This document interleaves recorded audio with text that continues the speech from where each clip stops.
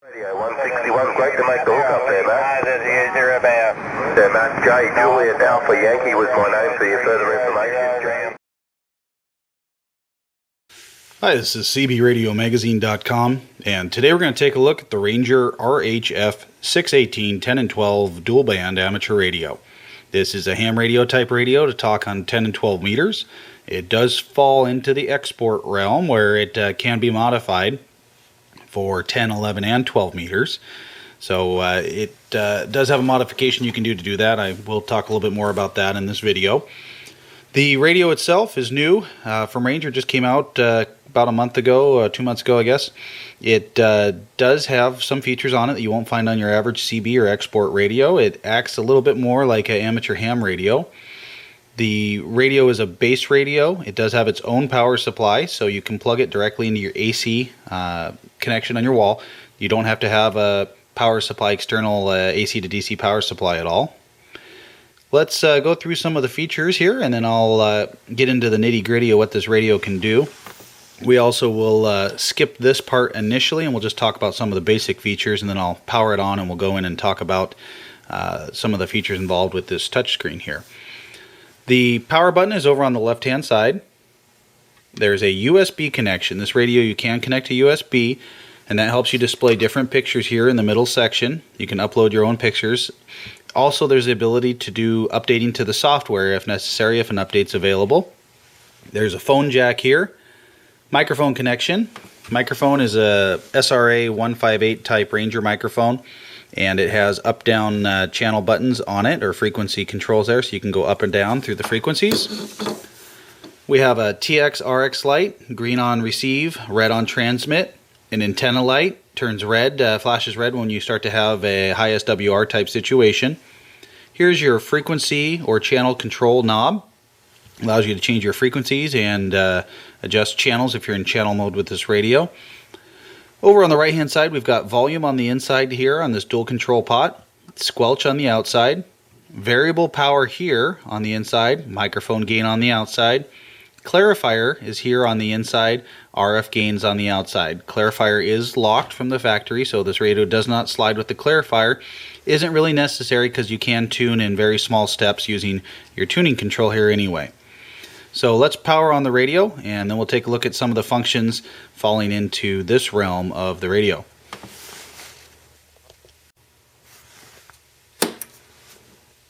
Push the power control in and it lights right up. Now, as you can see, we have a bright screen, and there is a picture behind of an eagle. Now you can actually put in your own picture, whatever you want back there, once again using the programming through the USB. So you can put your family on there, pretty girls, whatever you're looking at. And you can change by using this enter button down here. You'll see it's gone to a different screen, showing Ranger Professional there in the background. I prefer this screen initially just for use so far. It's a little less background mixing between the text and stuff. So whatever you put on the background screen, just be aware that some of it, if it's something that's too busy going on in the background, you may have a little trouble. I might even suggest doing a darker black and white type picture behind for best visual. But in any case, you also see here the color changes when we switch the pictures here on some of the functions, and there is adjustments for that as well, I believe, through the software. We haven't attempted that yet, but you can change some of the specific details for some of that. So back to the screen here. Now this is a touch screen. You can actually touch on it, and the buttons here around the outside cover the same functions for the most part as touching the screen. So there's a little bit of redundancy there, but it is cool to be able to do the touch screen, and I'll show you here. We'll touch the mode button. We switch to CW, gone into PA mode, back to AM, FM, upper sideband, and lower sideband. So that's your mode control here. Oops, actually I'm touching it there with my pointer, and you can actually control it here with the mode selection as well. So you can actually control either by touching directly on the screen, or you can use the control buttons around the outside. So let's go through the controls. We'll just start right here since we actually just showed you that function. It's the mode. That changes between AM, FM, upper sideband, lower sideband, CW, or PA modes for this radio.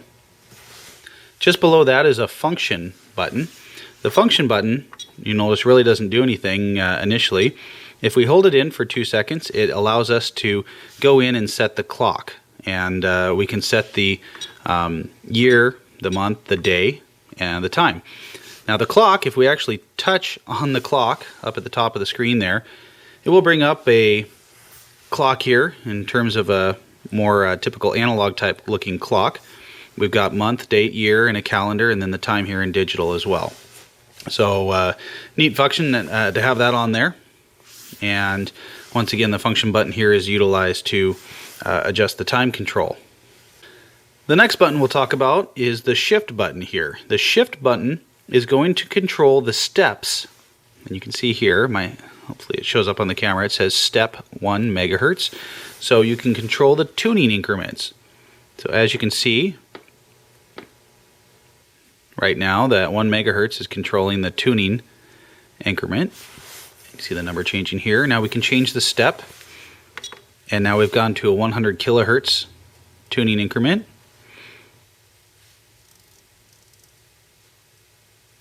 Now we can hit shift again, and you can go to a 12.5 kilohertz option or a 10 kilohertz option.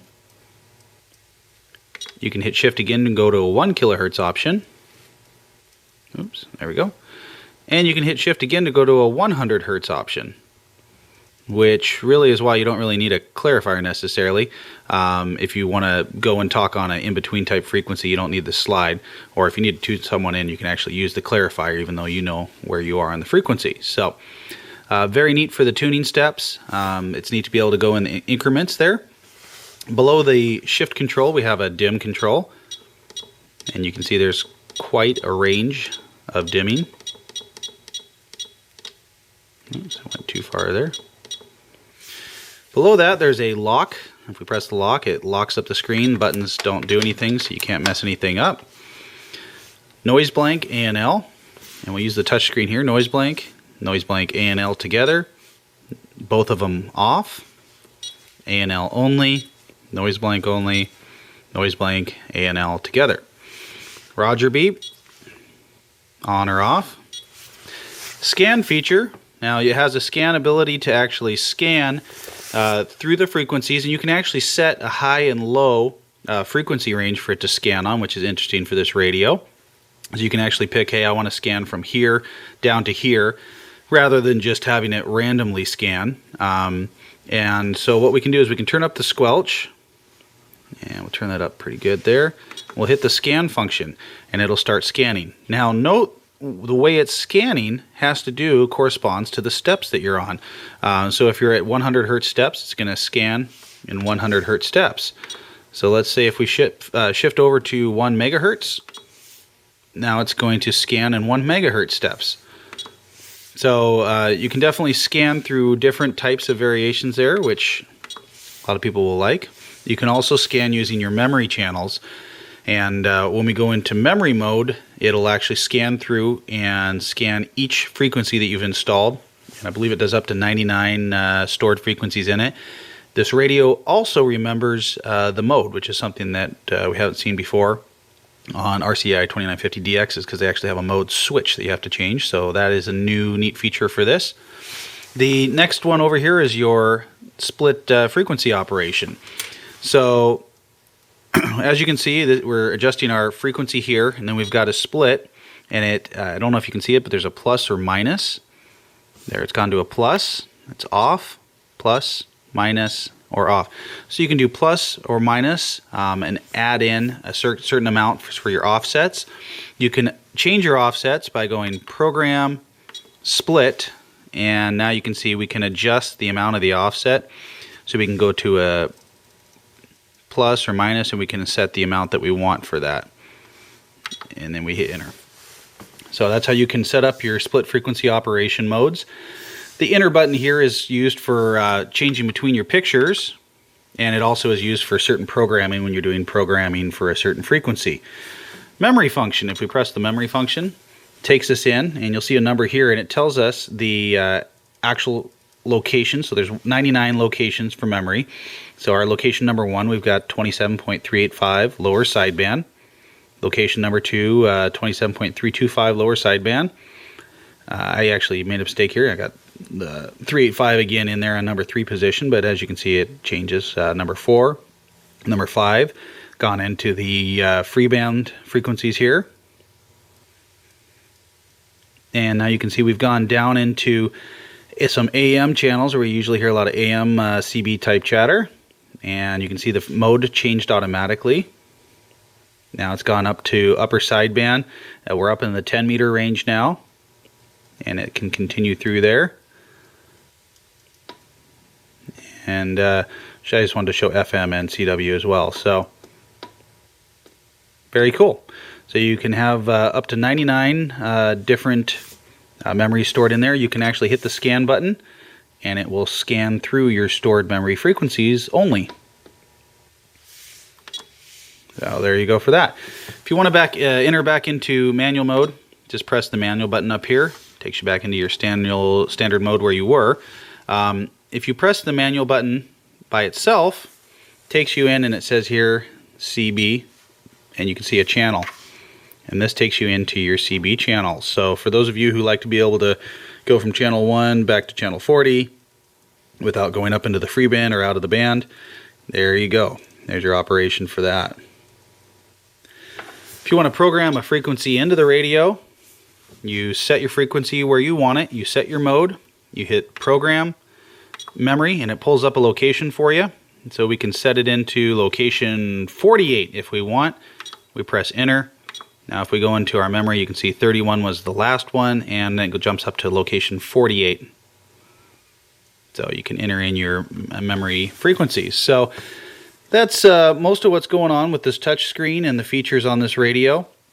Very neat and easy to use. I did not show how to program the frequency range. I haven't tried that yet. I'll throw that in the video here if I mess with it in the next 10 minutes. Let's walk around the back of the radio, and the top of it I'll show you where the speaker is, and then we'll pop the cover and take a look at the inside.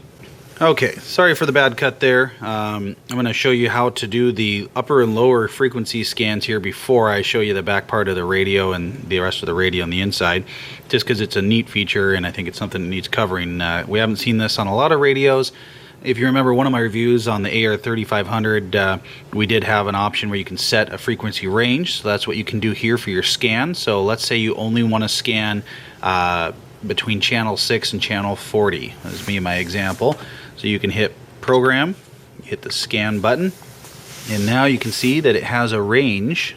This is going to be our lower range, and this is going to be our upper frequency range, SC1.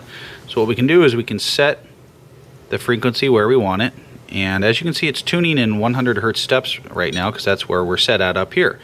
So you can tune this, and if you need to change around and go to a larger increment, remember to press your shift button. So we can go to megahertz, say 26, 27, 28. Hopefully this is showing up okay on the camera. And we can go down now to the second range, and we'll say to channel 40. So we're going to scan in between channel 6 and channel 40 only for our scan feature. Now we press enter, and now the next time we press scan, right now we press scan, and it's scanning, but it's in 1 megahertz steps, and since we're in 27 and we told it only to scan through 27, it can't really scan because it can't do it in 1 megahertz steps. If I press the shift button, you'll see now it's scanning in 100 kilohertz steps between channel 6 and channel 40. I'll drop it down to the 10 kilohertz, and you'll see it scanning through up to channel 40. It drops back down to channel 6 and scans through again. And once again we can put it into AM mode. That's the mode we most likely be in. So now we can scan for AM. And you can even go down, if you wanted to, 1 kilohertz option between channel 6, channel 40, or even 100 hertz. So that's the ability to change your scanning range. The speaker for the radio is located in the top cover. It has plenty of audio. It's fairly good size. It probably could be a little bit bigger for a little bit more bass response, but seems to work fairly well. And you can adjust the RF gain and your noise blank and noise blank ANL as well to try and get a little bit less hiss or whatever coming through if you have a lot of static in your area. Alright, back of the radio. There's venting across the top here. There's venting here. There is a bit of a heat sink on the back where the finals are on the inside of the radio. AC power cord connects here. Your AC fuse here. We've got your DC connection here if you want to run it in the mobile. standard 3-pin Cobra, Galaxy, RCI type 3-pin connector. AC-DC operation, that's the switch between whichever one you're using. It bypasses the power supply if you go into the DC mode. Antenna jack here, PA, external speaker, and CW key plugs here. And there's just little rubber cover pieces that are on those. So that's the back of the radio. Not a whole lot going on back here, but I do like to see all the venting here, definitely to help dissipate the heat. Let's open up the top cover and have a look inside, show you the board, the power supply, and discuss real quick where the modification takes place for the E-chip. If you do remove the cover on this radio, be careful. The speaker is wired in there, and you want to make sure if you pull that cover off, you don't just yank it up and out. So we've got a basic 2950 type board inside the radio. You can see once again the shielding that we see on the 2950, 2970 models, which makes them more stable than many other radios. Once again, it's going to have a CPU processor inside of it for stability as well. Power supply here on the left hand side, and once again, just much like any other CB based radio, it is just a mobile radio chassis mounted inside a box with a power supply. This is power supply is more of a computer type switching power supply, as you can see, much like the one we did a review on recently. The panel up front has, I mean, that's going to be different from your standard radio because of the screen and because of the way the features are laid out. So that's going to be one of the main differences in this. There are some other differences between this and the standard 2950DX and some of the software, and there actually is software, and it possibly can have upgrades and other things to it. There's a USB connection on it, and that once again can connect with your computer to do those upgrades, upload pictures and other things. So let's turn on the radio and have a look. One last thing actually before I do that, there is a way to modify this radio for 11 meters. It does require use of what's known as an E-chip, which is a little plug-in circuit board. The location where you plug that in, we're looking at the front. This is actually the screen on the other side here. There's a 3-pin jack down below there where you can plug that in, and that'll allow you to access the 11 meter band. And you do have to have that E-chip to make it work, and it does have to be plugged in the bottom. Okay, one thing we haven't really discussed yet is the meter here. This meter is digital, so it does display SWR, power, modulation, and S meter. Modulation is only going to display in the AM mode. It's not going to display in the single sideband modes. The power is going to work in all modes. The SWR you should use to check when you're in AM mode with the dead key, and the S signal, of course, will work in all modes for receive strength. So what we'll do is we'll key up with the dead key here, and you can see it shows power output. Let me turn down the microphone gain here. So it's showing a 1.2 SWR. It's showing our power output at 38. Now, what this does is it doesn't actually put out 38 watts right now. Right now we're roughly about an 8 watt dead key. What it's doing is it's actually giving us, I believe, a percentage in terms on the scale. We'll turn up our microphone gain. Audio. Now you can see it goes up to 99. Now the radio is not doing 99 watts, but it's doing 99% of its output. So the power is not giving you actual wattage, it's giving you a scale percentage of your output. Modulation, however, should be up to 100% scale as well. Audio. And you see we're reaching up around the 100% range for our modulation.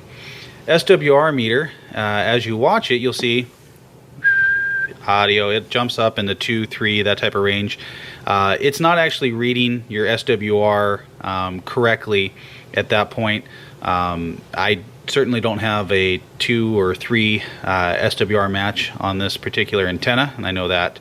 The antenna warning light does not come on, so you know your SWR is okay. So when you're testing your SWR, I'd watch that when you're in a AM dead key type mode to check your antenna. Modulation we talked about, power, SWR, S meter. We'll go down to channel 38 here and go into lower sideband. So there's some channel activity right now. This is on sideband. You can see these guys talking, and the S units will jump up and down, and once again it's a percentage. It's not giving you an actual S unit reading. It's in a percentage type scale, so you can't give someone a typical S5 or S7 type reading, or you could kind of gauge it here by what you're seeing, but it's definitely more of a percentage scale. Down on 32, there was some stations talking here, it'll move just a little bit. They're way off in the distance there. So a little bit different maybe than what you're used to seeing on a radio. A little bit different type scale system, more of a percentage type scale. I'm not 100% sure I like it that much that way, but it does seem to be fairly consistent, at least in how it shows its readings in terms of the scales based on the incoming frequencies. The power output is fairly accurate in terms of the percentage versus the total output, and the modulation actually, once we made some tuning adjustments, was fairly accurate.